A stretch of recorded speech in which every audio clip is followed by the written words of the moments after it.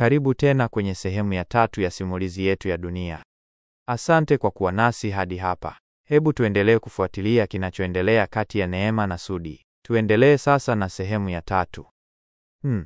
Neema alitembea akitokomea gizani, kila hatua ikionekana kama vita kati ya nafsi na kumbukumbu. Hakujua kama alipaswa kujutia kuonana na Sudi au kujivunia ujasiri aliouonyesha. Lakini jambo moja lilikuwa wazi, mwili wake uliendelea kutembea, lakini moyo wake ulikuwa umebaki kwenye duka lile la Best Sound, pamoja na sauti ya Sudi iliyokuwa ikilia kimya kimya moyoni mwake. Alipofika nyumbani, alijilaza kitandani bila hata kubadili nguo. Saa ya ukutani ilikuwa ikipiga taratibu kama ishara ya maumivu yaliyovutwa kwa muda. Alikumbatia mito miwili, lakini bado alihisi pengo. Alijua kabisa mapambano haya hayakuwa ya jana pekee, bali ya kila siku tangu Sudi alipoondoka. Saa 4 usiku, simu yake iling'ara. Ujumbe mmoja: Sudi, samahani kwa kila kimya, kila usiku uliolia, kila swali lisilo na jibu. Sitaki kurudia kosa la kuondoka tena bila kusema. Ikiwa leo nimekupa maumivu mapya, nisamehe. Kesho nitakupenda kwa upole, hata kwa mbali. Neema aliishika simu kwa mikono miwili kama mtu anayeshikilia kumbukumbu za mwisho za mtu mpendwa. Hakujibu, lakini moyo wake ulichukua ujumbe huo na kuuweka ndani ya kabati lake la matumaini, mahali ambapo hata hofu haiwezi kufikia. Asubuhi ilipofika, jua lilianza kupenya kupitia mapazia mepesi ya chumba cha Neema. Macho yake yalikuwa yamevimba kwa mawazo zaidi ya usingizi. Aliamka taratibu, akavaa dera lake la buluu na kujikagua kwenye kioo. Alijiuliza, hivi bado mimi ni yule Neema wa miaka 3 iliyopita, au ni kivuli cha msamaha ninachojaribu kujifunza?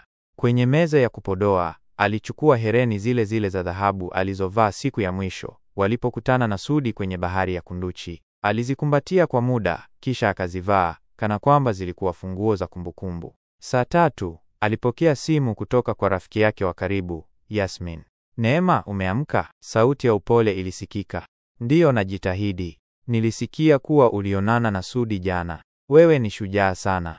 Neema hakujibu moja kwa moja. Yasmin, kuna watu ukionana nao baada ya miaka, unajua kuwa walipaswa kubaki historia. Lakini kuna wengine, ukikutana nao tu unajua walipaswa kuwa sasa. Yasmin alinyamaza kidogo, kisha akasema, kwa hiyo yuko wapi sasa? Neema alitabasamu kwa huzuni. Alibaki na moyo wangu kwenye mlango wa duka la Best Sound.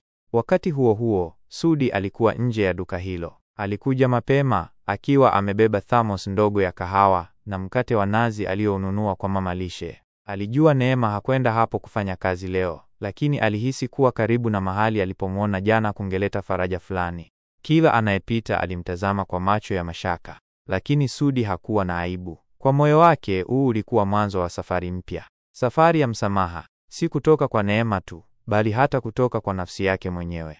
Baada ya saa 1, simu yake iligonga tena. Ilikuwa ni ujumbe kutoka namba isiyojulikana. Usinipe ahadi za milele Sudi, nipe sababu ya kuamini leo. Leo tu. Sudi alitabasamu polepole, macho yake yakianza kuwa na mwangaza mpya. Aliandika, leo nipo hapa, kesho nipo hapa. Hata kama utachagua kunisahau, nitakupenda kimya kimya kama hewa. Wewe ndiyo sababu yangu ya kila leo. Jioni ilipowadia, Neema alirudi tena Magomeni. Sio kwa kuwa alikuwa amesamehe, wala kwa kuwa alikuwa tayari kumpenda tena. Alirudi kwa sababu alitaka kujua kama moyo wake unaweza kupona akiwa uso kwa uso na chanzo cha maumivu yake.